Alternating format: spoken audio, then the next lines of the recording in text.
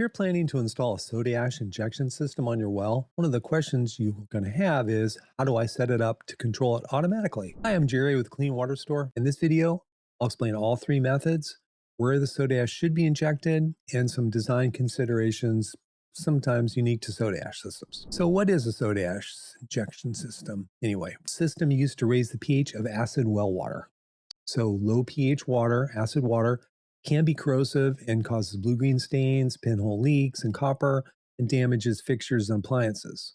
Well, the J38 metering pump injects soda ash solution into the water line, and that neutralizes the acidity. Unlike chlorine or hydrogen peroxide systems, which are typically injected at like a few parts per million, soda ash solution needs a much higher concentration. So let's talk about the injection point and the mixing. Like our peroxide and chlorine systems, the soda ash enters the plumbing through an injection check valve that's installed in a T. And for installations that are controlled by the well pump or the flow switch, the first two methods, the injection point is typically located between the well pump and the pressure tank. And here's the difference. With soda ash, proper mixing is critical.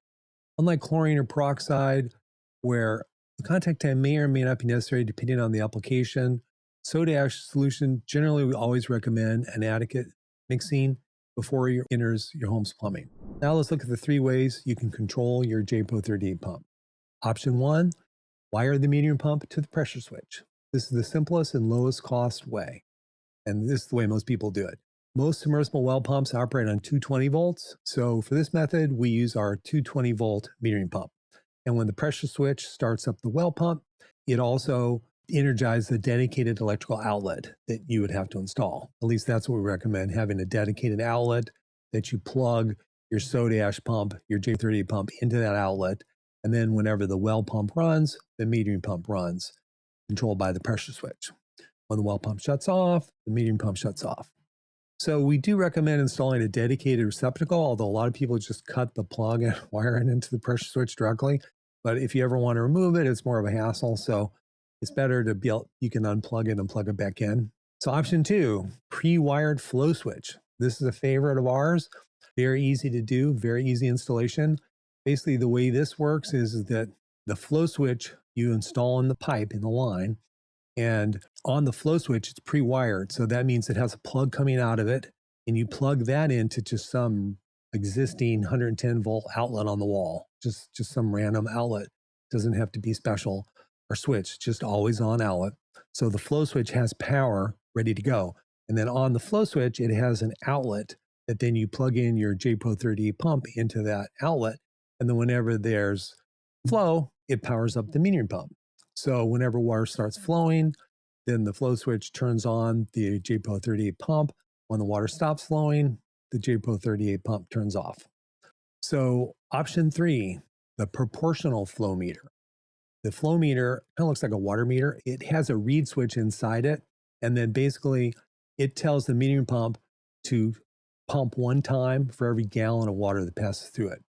This provides a very consistent pH. Also, this allows the injection point to be installed after the pressure tank, which is very critical because if you think about it, both the other methods, the standard one where they're just wiring into the pressure switch and the flow switch, the injection point of the soda ash has to be before your pressure tank because that's where the flow is more or less the same when the well pump's running. Having said that, like I said, most people get the standard one and just figure out how to install it themselves on the pressure switch.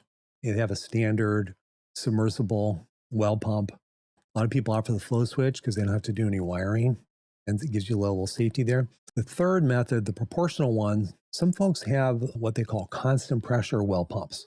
So in other words, it's maintaining a constant pressure in your house. So which one should you choose? Well, like I said, if you have a standard submersible well pump, want the simplest, lowest cost, wire the metering pump to the pressure switch. That works really good. You have to get 220 volt.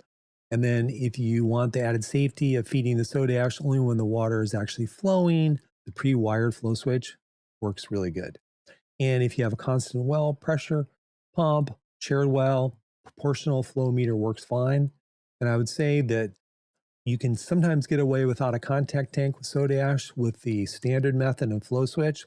But if you're going to get the proportional one, I wouldn't get it unless you would get a contact tank because you might get inconsistent pH in the house. And hey, I hope this video helped explain these 3 methods. I know it's sometimes confounding, but if you have more questions on this, our tech guys are really happy to help.